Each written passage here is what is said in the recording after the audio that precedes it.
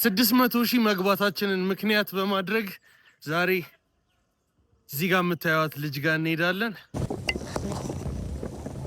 ይህንን ቪዲዮ የምቀርጸው እግዚአብሔር እንደሚያሻግረን እንደሚያሳልፈን እያመንኩኝ ነው። ዛሬ ሐምሌ 17 2018 ዓ.ም ላይ እንገኛለን። ጎዳና ላይ መኖር ከጀመርን 6ኛ ዓመታችን ነው። ማለትም ይሄ 6ኛ ክረምታችን ነው እና እንደዚህ አይነት ጎርፍ አጋጥሞ ያውቅም ከዚህ በፊት።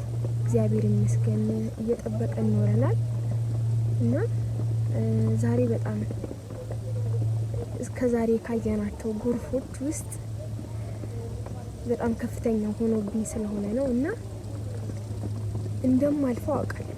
እግዚአብሔር እንደሚያሳልፈኝ ከዚህ ነገር እንደምንወጣ አውቃለሁ። ይህ እንደማስታወሻነት እግዚአብሔር ለካ ያነሳል፣ እግዚአብሔር ለካ ይደግፋል ለማለት እንደ ማስረጃነት እንዲሆንልኝ ነው እና ቤታችን እናሳያችኋል። ሙሉ ነው ጎርፍ የገባው። እዚህ ጋር መኝታ አልጋዬ ነው። እዚህ ጋር ደግሞ የቤተሰቦቼ መኝታ ነው። እንደምታዩት ጫማው ምንም ሰቃቅለናል። ጎርፉ በጣም ያስፈራ ነበረ። አሁንም አላወራም፣ ግን እዛ ጋር ትቦ አለ እና እታች እግርጌ ጋር ሌላም ትቦ አለ።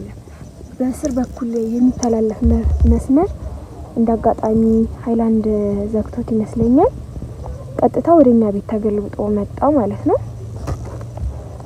ሙሉ ነው እስከዛ እስከ ቀዩ እስከምታዩት ድረስ ሞልቶ ተንሳፎ ነበረ። አሁን ዝናቡ ስላባራ ጎሎ ነው እና ጎርጉረ ነው ምናምን እንትን ካለ በኋላ ነው እና አሳያችኋለሁ ቪዲዮውን እንዴት እንደነበረ እና ምን ልላችሁ ፈልጌ ነው። እግዚአብሔር ምክንያት አለው። እያንዳንዱን ነገር የሚያደርግበት ምክንያት አለው። እኛ የጊዜ ጉዳይ ነው ዛሬ ለምነ ነው ዛሬ ካልተሰጠን የምንለ አይነት ፍጥረቶች ስለሆንን ነው እንጂ እግዚአብሔር ቀን አለው። እግዚአብሔር ያሻግራል። በተስፋ ብቻ እሱን መጠበቅ ነው የሚጠበቅና የሆነ አንዳንዴ ነገሮች ተማርቱልን ምናምን በጣም በትንሽ ነገር እናማረራለን እና ያ በሚሆንበት ጊዜ ሁሌም ቢሆን ከታች ያለን ሰው እንመልከት። ለምሳሌ እኔ አመሰግነዋለሁ፣ እግዚአብሔርን አመሰግነዋለሁ። ቢያንስ ምለብሰው ልብስ አለ። መንገድ ላይ ብኖርም የምለብሰው ጨርቅ አለኝ፣ ብርድ ልብስ አለኝ። ቢያንስ የሆነ ብርዱን የምከላከልበት የሆነ ነገር አለኝ። ከኔ በታች ደግሞ ያሉ አሉ፣ በሸራ እንኳን ያልተከለሉ ልብስ የሌላቸው እና እነዛን ስታዩ እግዚአብሔር ምን ያክል ለየልካችን እንደሰጠን እንረዳለን። እና መለላችሁ ፈልጌ ነው ለሰው ሁሉ ከሆነው ፈተና ይልቅ ለኛ የበለጠ ፈተና ተብሎ የተዘጋጀ ነገር የለም። እኛ እዚህ ጋር የምንቀበለውን ፈተና የሆነ ሰው ከዚህ በፊት ተቀብሎታል ወይም እየተቀበለው ነው ወይም ደግሞ ከዚህ በኋላ ይቀበለዋል። ስለዚህ እግዚአብሔር የታመነ ነው፣ እንድትፈተኑ አይፈቅድም። ፈተናም ቢኖር እንድትፈተኑ ቢፈለግ እንኳን ከፈተናው ጋር መውጫውን የሚያዘጋጅልን አምላክ አለን። ተስፋ አትቁረጡ ለማለት ነው። አመሰግናለሁ። ህይወትን ቀይርላት። ቪዲዮ መስራት ብቻ ሳይሆን ህይወትን ቀይርላት። ሌትስ ጎ።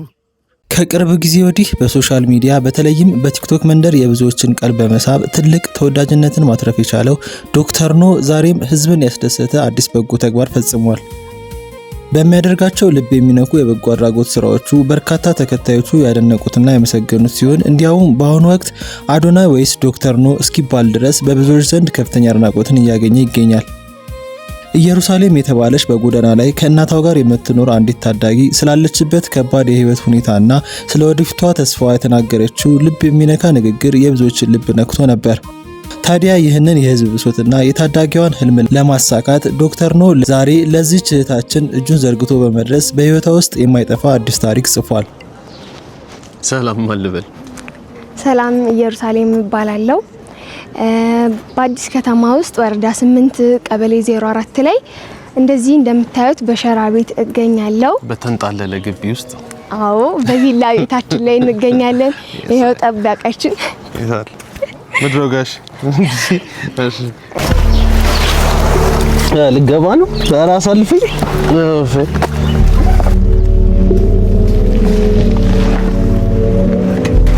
እንግዲህ ይሄን ይመስላል ቤታችን። እዚህ ጋር ሊሆን ያው መኝታ ቤቴ ነው። ጆርናሊስት ኢንተርቪው ማድረግ ከባድ ነው አስበዋል ካለሙ እና አሁን እቺ ቤት ስንት ሰው ቻለች? እናት ያለች አባት ያለ ከኔ ታናናሽ አክስታቸው ጋር ልከናቸው ነው። 2 አሉ። ኦኬ 4 እኔ ያለው 5 የወንድሜ ልጅ ያየው አለ 6 ወንድሜ ማውን አደጋ ስለደረሰበት እኛ ጋር ነው ጎረቤት አስተኝቼው ነው 7 አለን ማለት ነው አንድ ላይ። አሁን ያየው ስፔስ 7 ሰው ይችላል። ኦኬ አሁን ስለ ወንድምሽ ትንሽ ንገሪ። እሺ ስለ ወንድሜ ስነግርክ እንዳጋጣሚ በ28 ነው ሰኔ 28 እሁድ ቀን ቤተክርስቲያን ደርሶ ሲመለስ ሞተር ይዟል። እንዳጋጣሚ ሌላ ሞተር ተደርቦ ሲመጣ ነው እንደዚህ የተገጫጩት እና የዛኛው ሞተር መቆሚያ ነው እግሩ ውስጥ ገብቶ 2 ቦታ ተከፈለ እግሩ። ከዛም በኋላ እንደዚህ የነበረውን እንደዚህ ያርጎታል 2 ቦታ ነው እና 2 ቦታ እግሩም ተከፈለ። አፋፍሳው ሐኪም ቤት ወሰዱት። የሄደበት ሐኪም ቤት ሰሩት ግን አልሆነም። የሕክምና ስህተት ተፈጽሟል። ሰርታውት እንደማይሆን ነገሩን። ከዛም በኋላ እግሩ እየጠቆረ ማርክ እያረገ ሲመጣ መቆረጥ እንዳለበት ተነገረው። አቅማችን ስለማይፈቅድ ሪፈራንስ ሲጽፉት ምክንያታቸውን ሪዝን ፋይናንሻል ብለው ነው እና መቆረጥ እንዳለበት ጽፈው ሪፈር አደረጉልን። ሪፈር ተጽፎ የመንግስት ሆስፒታል ገባ። እዛም ከሱ በጣም በፍጥነት ኢመርጀንሲ የሆኑት መግባት ስላለባቸው እሱን አንቲባዮቲክ እየተወጋ አለርጂክ እንዳይፈጥር ኢንፌክሽን እንዳይሆንበት ለሳምንት እዛ ሳምንት ቆየን። የገባበት የተሰራበት ቦታ ሳምንት ቆየን። ከዛ በኋላ እዚህ የመንግስት ደግሞ ድጋሚ ሳምንት ቆየን። ከዛ ወገቡንም ሲያመው ከመተኛት አንፃር ተኝቶ ማያቅ ልጅ ነው የተኛው እና ያው ሜንታሊም ይጎዳል። እዛ ሆስፒታል ኢመርጀንሲ ነው ምናምን በጣም የመንግስት ሆስፒታል ሲሆን ደግሞ አደጋ ከሱ በጣም ይባሱ አሉ እና እዛ መሄዱ እግዚአብሔር ይመስገን እንዲያመሰግን ረድቶታል። ለካ ከኔም የባሰ አለ እያለ ነበር እና ምንም የተሰራለን ነገር ስለሌለ በየቀኑ መታጠብ ብቻ ስለሆነ እቤት አርፎ ሊታጠብ ሲል ጧት ብቻ በየቀኑ መውሰድ ነው የሚጠበቅብን። አሁን ጎረቤት አርፏል እና ሙሉ ማርክ ከተደረገ በኋላ ደሙ ታይቶ ኢንፌክሽን ካልፈጠረ ከላይ የበሰበሰው ስጋ ብቻ እንደዚህ ድራፍት ይደረጋል ብለውናል። ኢንፌክሽን ከፈጠረ ደግሞ ወደ ሌሎቹ እግሮች እንዳይጋባ ተብሎ ግዴታ መነሳት ስላለበት ይቆረጣል ብለውናል። እንደ እግዚአብሔር ፍቃድ እንዲተርፍ ተስፋ አደርጋለሁ እና ስለኔ አንዳንድ ነገር ስነግራችሁ የአዲስ አበባ ዩኒቨርሲቲ የ6 ኪሎ ካምፓስ የጆርናሊዝም ሰርድ ይር ተማሪ ነኝ። ኦልሞስት አሁን ወደ 4ኛ ዓመት እየተጠጋው ነው።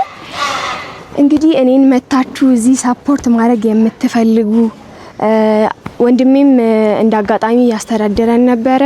የመኪና አደጋ ደርሶበት ሞተርና ሞተር ተጋጭቶ እግሩ ላይ ጉዳት ደርሶበታል።